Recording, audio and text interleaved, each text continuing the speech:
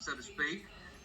One of our Missouri Department of Conservation experts has a question. Raina, she is our turkey technical rep for the state. Hey, What's up? All right. How can landowners with predominantly forested properties improve nesting and brood rearing habitat on their properties?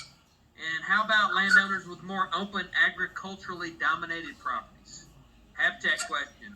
I like it. you want to do the first half? I'll do the second, or just want to roll with it? Whatever. I would say,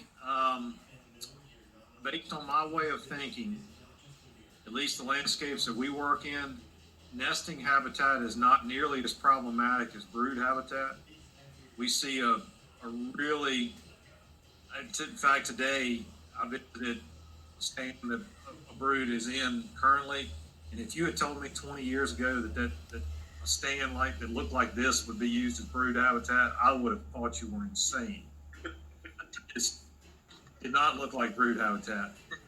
I generally tell landowners that contact me, look around you, and if you think you can hide a turkey in a stand, then most turkeys probably think they can hide in that stand. Nesting habitat is more ubiquitous than we thought it was. Now, most nests are failing, so that may not be a positive, but I look at brood habitat as being much more problematic. And the analogy I give people is, if you want to think about, is this brood habitat or not, go lay down on your stomach. And if you're a 3-day-old poult, for instance, and we see a lot of death between day 1 and day 3 or 4, if you can't see laying on your stomach, neither can they. If you couldn't move around, basically snaking around on your stomach, then they can't either. And then flip over on your back. And if you flip over on your back and you stare around you, if you don't see something you could go hide under fairly close to you, it's not brood habitat. And then hop up on your knee. If you're sitting there on your knee and you can see for the most part, then so can that brood hen. So that's how I tell people to assess brood habitat. And if you can't answer yes to all 3 of those, then you're putting the bird at a disadvantage.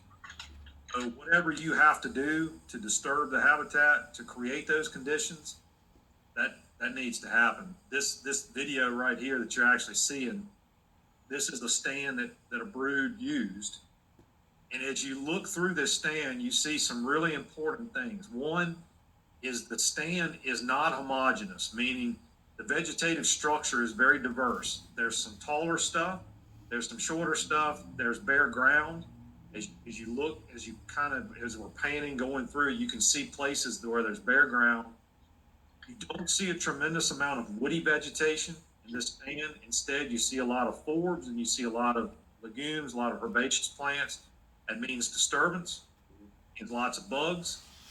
And that structure, those different stages of vegetative structure, that allows poults of multiple ages to forage. So you've got tiny, tiny little poults. You got poults that are 2 weeks old. You got poults that are 28 days old. Once they get older, they're voracious. I mean, they're really aggressive foragers.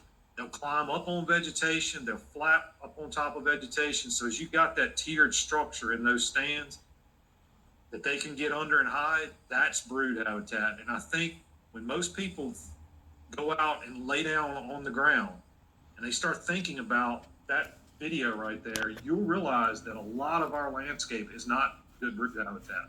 There's a lot of nesting cover out there. And I think in many ways we've been infatuated with cover for years through our own doing. Cover. And as we've seen, cover is not the panacea. We can hatch nests, but if we don't get broods to survive, we've done nothing. So as I drive around the Southeast, I don't see a lack of nesting cover per se.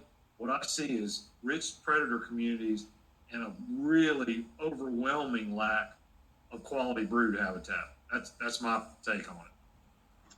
Yeah, good answer, guys. Hey, Pete, could you bring up